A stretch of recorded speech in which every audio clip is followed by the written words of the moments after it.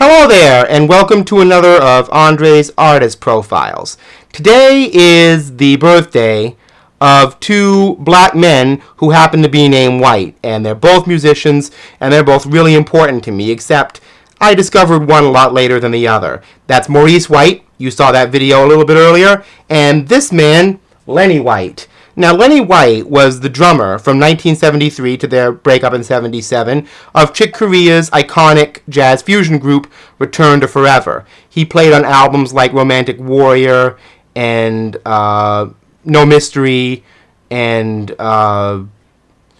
Hymns to the Seventh Galaxy. I mean, this man played with Stanley Clarke, Al Di Meola. I mean, this is one of the premier drummers of all time, or just about any genre. And his brand of fusion is very much like what Corea did in Return to Forever. It's not always that easy to define or to understand. But Wounded Bird reissued all of his music from the 70s on CD. Unfortunately, it's all since pretty much gone out of print. And the first three of these are actually grails now on CD. That's right, there are CD grails. You can probably find these in a rather complicated way on vinyl, but I digress. This is Lenny White's debut solo album, The Newseum Summer. This album, look at that list of musicians.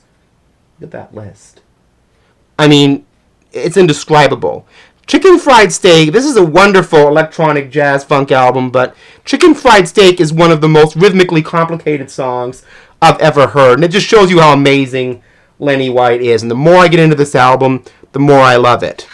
The next album gets a little bit funkier. It's called Big City. So the fusion is transgressing into a cleaner, more funkier sound again. You know, Neil Schon from Journey actually plays on this album for you rockers.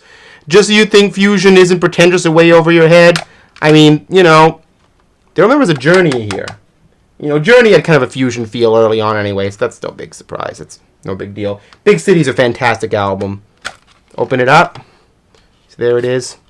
Wounded Bird logo. The next album, this is probably one of my favorite Lenny White albums of all time, just from a drumming standpoint. The avant-garde jazz bass player Alex Blake plays on this album. Just amazing, amazing stuff. And Don Blackman is also on this album. He would become very significant to Lenny White in a little bit, but we'll get to that soon. This is The Adventures of Astral Pirates. Sort of a progressive rock, sort of semi-concept album. And there's a song on here that's brilliant called Universal Love. Very Earth, Wind, and Fire sounding. Would have been great on an album that Maurice White had done. It really sounds like him singing, but it's Don Blackman. Very Maurice White sounding voice from Don Blackman, I have to admit. It's kind of some comic book art. This is a great album on vinyl if you can find it. But if you can find it on CD, don't turn it down. This is an amazing album sonically. However, this album is really one of my favorites.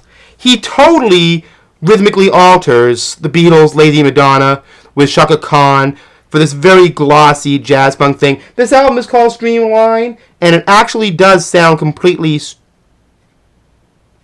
streamlined.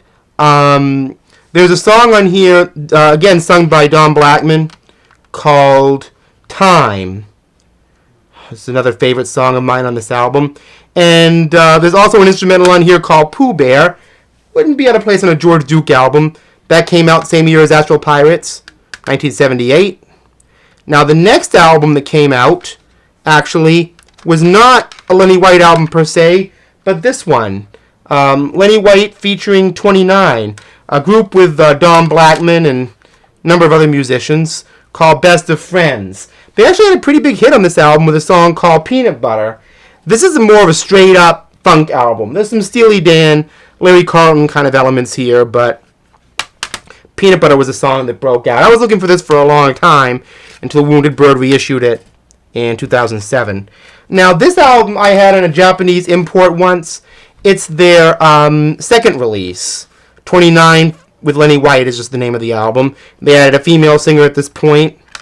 And they had a song on here called Kid Stuff, which is very nice. Not quite the same as Best of Friends, but still a really good addition to Lenny White's catalog. There's Lenny right there. This is actually my favorite Lenny White and 29 album, and actually their last. Just Like Dreamin' from 1981. All these ones you've been seeing so far are Wounded Bird releases. This album is a pretty consistent, glossy, boogie funk sort of album, consistently all the way through. So I think it really typifies what their sound is. This album, Attitude, came out in 1983 originally, was reissued on Wounded Bird. I had vinyl of it for a while. It's similar in sound to Just Like Dreamin', but, you know, a little too many kind of dull mid-tempo songs, and there's not much melody on them, so, you know, it's all right, but it's not great or anything. It's hindsight's displayed its charms, but it's still Lenny White, so it's still a lot more adept than a lot of what you'd see out there. This album I got earlier this year. Actually, it is with Don Blackman, Patrice Rushen, Victor Bailey, you know, Benny Maupin from the Headhunters. It's Lenny White Live from 1997. It's a reissue album. So that's what I have for Lenny White right here. Most of these albums you see here, especially the 29 ones, are all out of print now. I don't know if somebody's reissuing them on another label. Maybe a BBR or one of these great jazz and funk labels. We'll put them back out someday, but for now, they're out of print and pretty hard to find. So there's what I have for Lenny White. Happy birthday to Lenny, and I hope to hear more from you in the future. He's been recording some solo albums lately. Happy birthday, Lenny White, and I'll see you next time.